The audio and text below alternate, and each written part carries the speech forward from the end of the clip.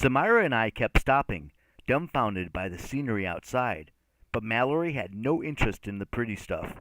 The old lady was not in the second car, so we moved on.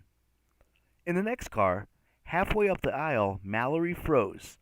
The last two rows on the right were arranged in a sort of conversation nook, with three backward-facing seats and three that faced forwards. The rest of the cabin was jammed with people, but that little nook was empty except for the little old lady.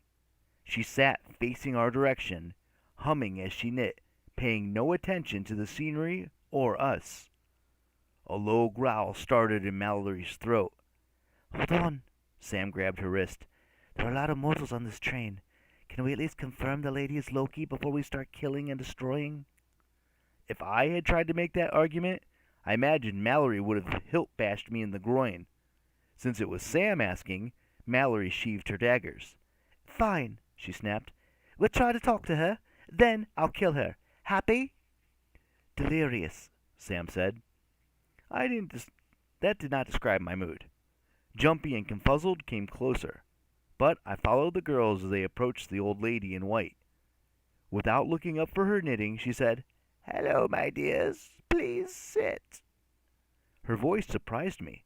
It sounded young and beautiful, like a radio announcer on a wartime propaganda station trying to convince enemy soldiers she was on their side. Norway Nancy, maybe, or Flam Flo. Her face was hard to see, and not just because of the floppy hat. Her features glowed with a white light as fuzzy as her sweater.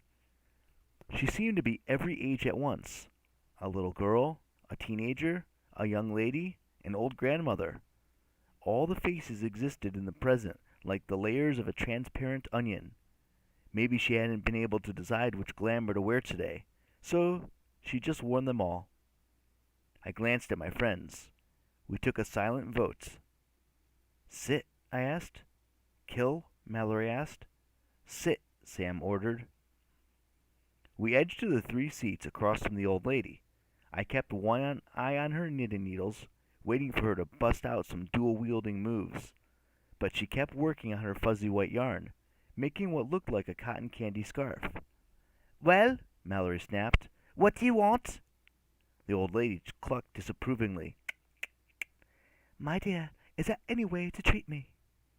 "I should treat you worse, Loki," Mallory growled. "You got me killed." "Mallory," Sam said, "this isn't Loki." The relief was obvious in her voice. I wasn't sure how Sam knew, but I hoped she was right. There wasn't room in this train car to wield a blazing spear of light or a singing broadsword. Mallory's face mottled red. "What do you mean it's not Loki?" "Mallory King. Mallory Audrey King," the old woman chided. "Did you really think after all these years I was Loki? For shame! Few beings in the Nine Worlds hate Loki as much as I do." I considered that good news, but when I met Sam's eyes, I could tell she had the same question I did. Audrey? Mallory shifted. She shifted her hands on the hilts of her daggers, like she was a downhill skier approaching a difficult jump. "You were there at Belfast," she insisted. "In 1972. You gave me these useless knives and said I should run back and disarm the bomb on the school bus." Sam caught her breath. "School bus? You targeted a school bus?" Mallory did her best to avoid our eyes. Her face was the color of cherry juice. "Don't be too hard on her, dear," the old lady said.